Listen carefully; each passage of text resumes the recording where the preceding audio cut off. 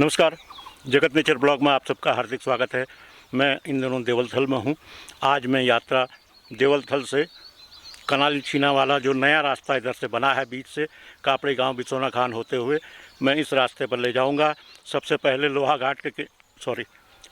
लोहा कोट के किनारे किनारे हम लोग चलेंगे, उसके बाद चौपाता पहुँचेंगे। उसके बाद फिर क्या क्या आता है मैं आपको बताता हूँ। रास्ते में जो जो अच्छी चीज़ें मिलेंगी, जो भी यादगार चीज़ें मिलेंगी, जो भी आप तक पहुंचाने लायक होगा, मैं उसे आप तक पहुंचाऊंगा।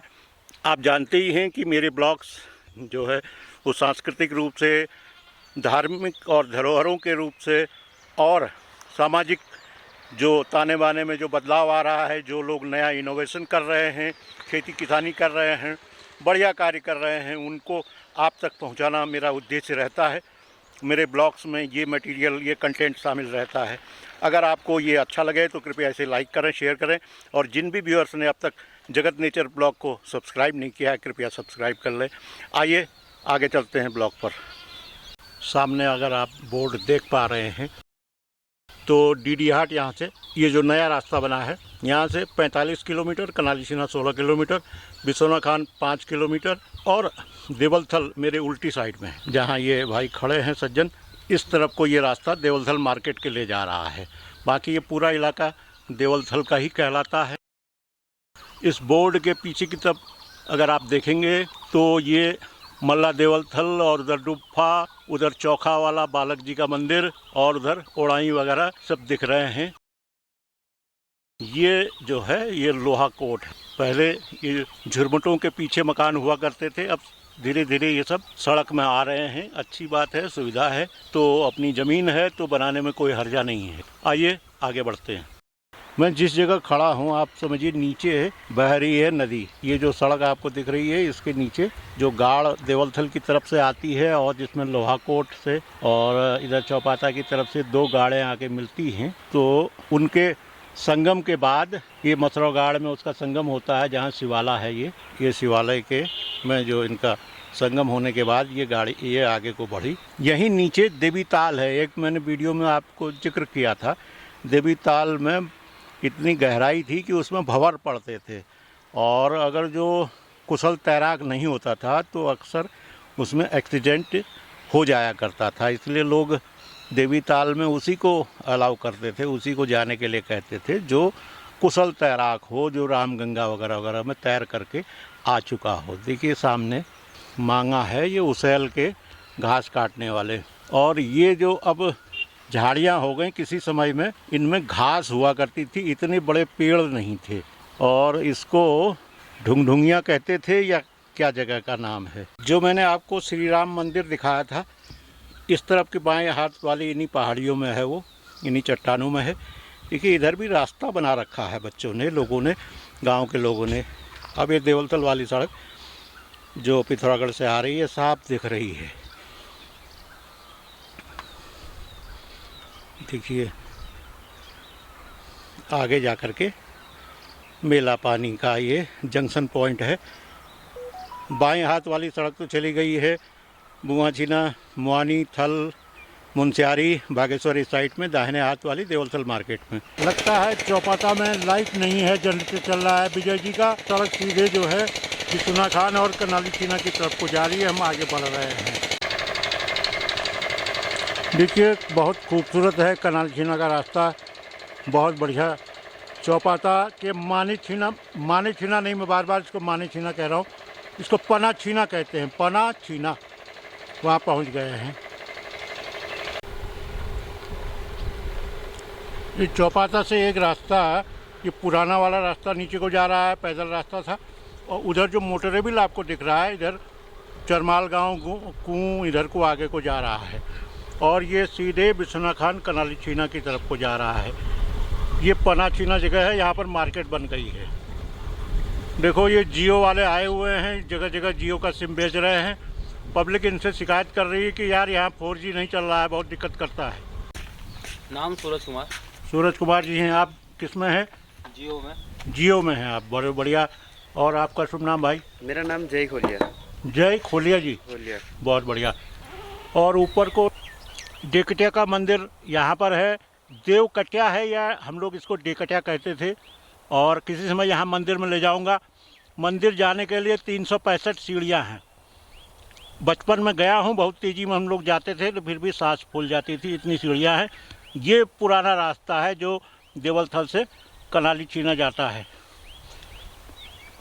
ये देखिए मोटरेबल रास्ता था उस समय भी, लेकिन उस समय यहाँ तक गाड़ियाँ आती ही नहीं थी। बस ये है कि डिस्ट्रिक्ट बोर्ड वाले इसको बनाते थे। अब मैं जिस मोटर रोड से अभी जा रहा हूँ वो सामने आपको दिख रही हुई तिरछी लाइन, यहाँ जाऊँगा मैं। ये बिसोना खान और कापड़ी गांव का इलाका होगा, जिनगाल होगा यहाँ पर, नीचे पुखरौड़ा है। मैं इधर से आया हूँ, सामने जो लाइन दिख रही है ये ऐसे ऐसे सड़क बहुत समतल है। जिस भी इंजीनियर ने बनाई बहुत बढ़िया ये सड़क बनाई है। आप बिसोना खान से चौपाता तक तो साइकिल से आ सकते हैं, रिक्शे चल सकते हैं, ऐसी इतनी समतल सड़क है। बीच में इस जगह से यहाँ से इधर तक करीबन 150-200 मीटर कच्ची सड़क है। ऊपर से लैंडस्लाइड आने की वजह से वो गड़बड़ा गया है, बाकी ये डामर रोड है, अच्छी सड़क है। मैं इस जगह पर आगे रुक गया हूँ। रुकने का आशय मेरा यह है कि मुझे सड़क के नीचे, यानी कि जो पुराना पैदल मार्ग था वो सामने दिख रहा है आपको, पनाछीना। हम उधर से आए हैं, ये जो उंगली का निशान है हम उधर से आए हैं। इसके नीचे यहाँ पर मुझे कोई एक कृषि कार्य, कोई बढ़िया कृषि कार्य दिख रहा है। ये पुरानी सड़क के किनारे है, जो पुराना पैदल वाला मार्ग था उसके किनारे किसी ने ये बहुत बढ़िया बना रखा है। अगर आपको ये दिख रहा हो पानी का एक पॉन्ड बना हुआ, ये हो सकता है कि कोई नेचुरल सोर्स आसपास में हो या रेन वाटर हार्वेस्टिंग कर रखा हो। अब इसके बारे में क्लियर तो मैं नहीं जानता हूँ। ये जो मैं बता रहा था वो जो पैदल रास्ता आ रहा है, इधर अगर रास्ता कुछ दिख रहा हो कैमरे में, वो पैदल रास्ता उसी के किनारे है। ये इधर ही कहीं पुखरौड़ा गांव पड़ता है। अब ये पुखरौड़ा गांव में है कि पुखरौड़ा गांव के अलावा कहीं पर है, ये पता नहीं। कोई गाड़ी आ रही है, उसकी हॉर्न की आवाज़ सुनाई पड़ रही है। अब बियाबान सन्नाटे में हूँ मैं, यहाँ पर कोई भी गाड़ी हल्के भी आवाज़ करती है, कोई आदमी बोलता है, वो सुनाई पड़ता है। कृषि कार्य की मैं बात कर रहा था। अगर यहाँ से साफ दिख रहा हो तो ये कुछ साफ दिख रहा है मुझे लगता है। और इनका ये पॉन्ड भी नीचे रेन वाटर हार्वेस्टिंग या नेचुरल वाटर का जो कलेक्शन है, ये बहुत अच्छी जगह से यहाँ से दिख रहा है। एक ही फ्रेम में सब आ जा रहे हैं। अभी मैं छोटा सा इसको और जूम से बाहर निकालता हूँ तो आपको ये सब एक ही फ्रेम में दिखाई देगा। अगर बड़े पर्दे में देखेंगे, टीवी में, कंप्यूटर में, लैपटॉप में, तो आपको और स्पष्ट दिखेगा मोबाइल के मुकाबले। ये है खेती बाड़ी, देखिए नीचे सब खेत हरे हरे हो रहे हैं, यानी कि यहाँ बुआई या तो देर से हुई है। ये जंगल देखिए, इस सबसे ऊंची जो पहाड़ी है इसके उस तरफ फिर ध्वज पड़ेगा, यानी कि जयंती माई का मंदिर। वो अगर आपको दिख रहा हो, जो हल्का हल्का, बहुत हल्का कोना दिख रहा है इधर पर, मैं अगर आपको इससे बता सकूं उंगली से, इस जगह पर देखिएगा पीछे जो है वो ध्वज मंदिर का, जयंती माई के मंदिर का पहाड़ है। मैं उधर से चला था, देखिए उस जगह से, उसको पनाछीना कहते हैं। और एक सड़क नीचे को जाती दिख रही है, वो सड़क क्या है, वो पैदल वाला मार्ग है, जो पहले देवलथल कनालीछीना पैदल मार्ग था और काफ़ी चौड़ा हुआ करता था। एक उसके ऊपर आपको एक कार जाती हुई दिख रही है, मोटरसाइकिल जाती हुई दिख रही होगी, तो वो सड़क, उस सड़क से मैं आया हूँ। ऊपर बिल्कुल आप समझिए समतल प्लेन जगह है। ये साइकिलिंग हो सकती है इस सड़क में, 5-6 किलोमीटर की ये जगह है, बहुत बढ़िया है। ये देखिए कुल मिला करके इस जगह पर मैं आया, यहाँ पहुँचा तो पता चला कि अब यहाँ पर से 2 रास्ते हो रहे हैं। जो ये ऊपर वाला रास्ता है तो ये तो ज़्यादा चालू लग रहा है, चलती हालत में है, तो ये ज़रूर कनालीछीना जा रहा होगा। और जो ये नीचे को जा रहा है ये रास्ता, अब ये बनी गांव को ले जा रहा है कि जिनगाल के ले जा रहा है, ये मैं बता नहीं सकता। नीचे पोखरौड़ा तो अब पीछे रह गया होगा, इतना तो तय है। हालांकि इन पेड़ पौधों के बीच में से दिख नहीं रहा है। देखिए चीड़ में भी बहुत अच्छी अच्छी कलियाँ आई हुई हैं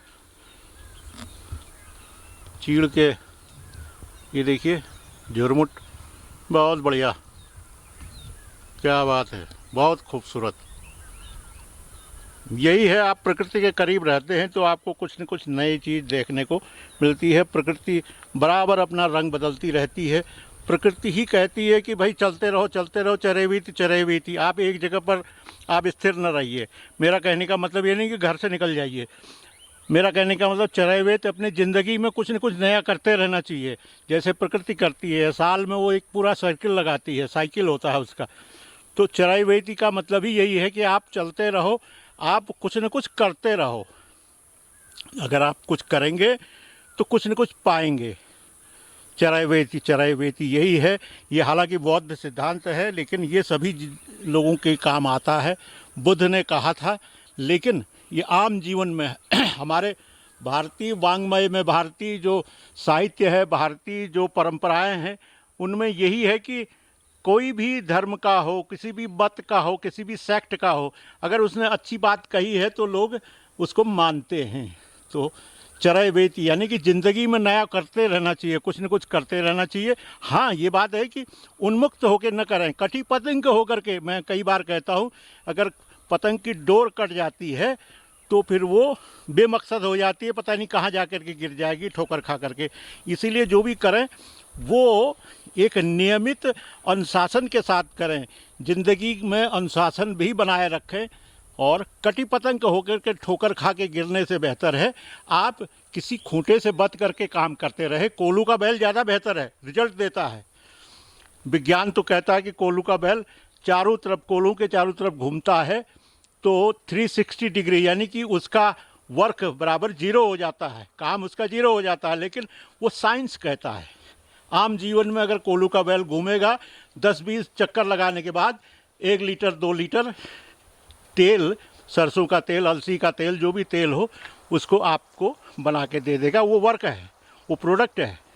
आइए आगे बढ़ते हैं। देखिए मैं उस जगह खड़ा था, वहाँ से केवल 60-70 मीटर आगे आया हूँ तो प्रकृति का एंगल बदल गया है। मैं अक्सर आपसे कहता हूँ कि हर 100 मीटर 50 मीटर पर एंगल बदल जाता है, देखने का दृष्टिकोण बदल जाता है। देखिए गांव से ये मोटरसाइकिल आ रही है। ये सुविधाएं यहाँ पर गांव में हो चुकी हैं। गांव से पहले बहुत पैदल चलना पड़ता था, बसों का इंतज़ार करना पड़ता था, लेकिन अब ऐसा है नहीं। आपके पास अगर वाहन है तो आप कहीं भी जा सकते हो, कैसे भी पहुँच सकते हो। कितनी ही देर में आप जाना हो, जब जाना हो तब अपना वाहन निकालिए और जाइए। ये शायद बनी गांव है। देखिए इनके खेतों की खूबसूरती को आप देखिए, निहारिए। अब